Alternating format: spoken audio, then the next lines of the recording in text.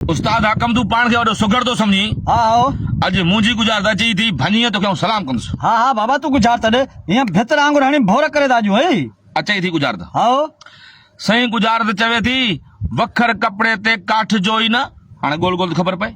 वाह साईं वाह वखर कपड़े जो काठ जो ही न। वखर कपिड़े ते काठ जो ई न। वखर कपड़े ते काठ जो ही न।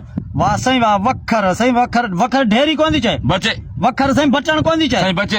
वखर साईं धागो कोन थी चए बचे। वखर साईं छा थी चए वखर छा थी चए थूम को बसर को भाजी को गोभी को मच्छी को बकरो को गोश्त को ओजरी वखर बचे सोना बचे। वाह साईं वाह वखर वखर साईं छा थी चवे वखर वखर साईं को पेन को कलम को सुरमो को आरसी को कज्जल को साईं छा थी चए पाउडर को सेंट को अतर।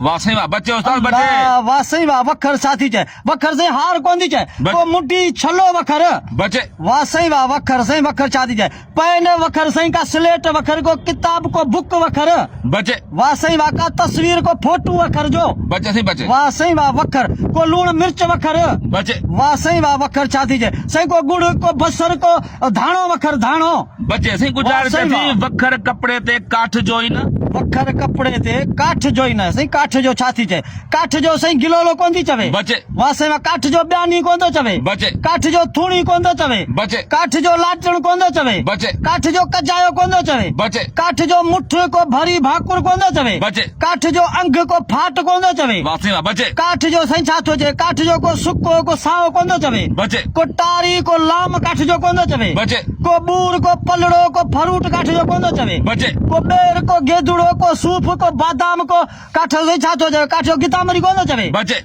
वाह साईं वाह काठ जो साईं छा थो चवे काठ जो कंकी कोन थो चवे बचे। को मोहरी को डोई काठ जो को वेलण काठ जो कोन थो चवे बचे साईं वाह बचे। साईं वाह काठ जो साईं छा थो चवे को दर को कुर्सी को मंजी काठ जो मंजी बचे। वाह साईं वाह वराए ॾे सही गुज़ारत चवे थी वखर कपिड़े ते काठ जो ई न।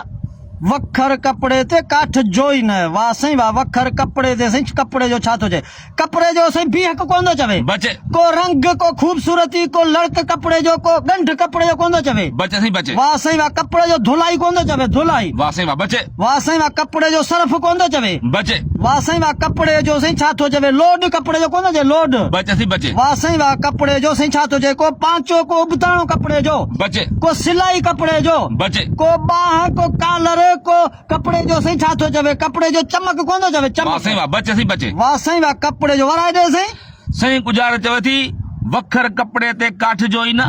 वखर कपड़े ते काठ जो ही न साईं वखर कपड़े ते कपड़े जो रूमाल कोन थो चवे बचे। टुवाल कोन थो चवे बचे। को अजरक कोन थो चवे बचे। वाह साईं वाह कपड़े जो साईं छा थो चवे कपड़े जो छा थो चवे कपड़े जो साईं रूमाल बि नथो चवे नथो चवे। को लांगो कोन थो चवे बचे। वाह साईं वाह कपड़े जो छा थो चवे कपड़े जो कोट कोन थो चवे बड़े उस्ताद वाह साईं वाह वाह साईं वाह। ताड़ी ताड़ी ताड़ी। ताड़ी अदा सजी कयो सही गुज़ारत चवे थी हाँ वखर कपिड़े जो काठ जो ई न। काठ जो ही सुर उमर मारवी उमर मारी उमर जॾहिं मारवी खे कैद कयो हाँ साईं। कोटन में कैद हुई डोरा पुॾे पई। तोरापुरी वाह वाह सही वखर कपिड़े जो काठ जो ई न। काठ जो वखर जो थी जाफरा जाफर कपिड़े जो कोट कपिड़े ऐं जो काठ जो डाका डाको डाको से जाफरा कोट में डाको ई न। डाको। इहा थी उसां गुज़ारत। वाह साईं वाह वाह वाह वाह वाह जिन प्यारा दोस्तो हीअ गुजरात ॾिनी मुमताज़ मौलाई सुगड़ शहर सकण वारे ऐं गुजरात खे हीअं भितर आंगुर भञी भोर कयो फ़क़ीर हाकुम अली जीअं त वखर जाफरा ऐं कपिड़े जो कोट ऐं काठ जो डाको डाको। चए पई त कोट में मन जेॾां बि फिरां पर डाको ई डाको ई न न। तमामु सुहिणी गुज़ारत हुई ऐं तमामु ॾुखी गुज़ारत हुई ईमान सां हणी हणी ही गुज़ारत गलाए विहारे छॾिया जीअं त प्यारा दोस्तो सिंध वासियो हिन गुज़ारत खे ऐं गुज़ारत घड़े खीर वारी आहे हिन वीडियो खे एतिरो लाइक अॻिते सुगड़नि ॾे ऐं दोस्तनि ॾे ऐं पंहिंजे पूरी आल कंट्री में शेयर कयो ऐं असां सां प्यार कयो मोहबत जो पंहिंजो दाद जो त जीअं हीअ वीडियो अॻिते चङा भला बि ॾिसनि सुठा सुहिणा नंढा ॿार बचा बि ॾिसनि ऐं हिननि शयुनि मां सबक़ पिराइनि। वॾी महिरबानी। सिंध सलामत सलामत साथ सलामत।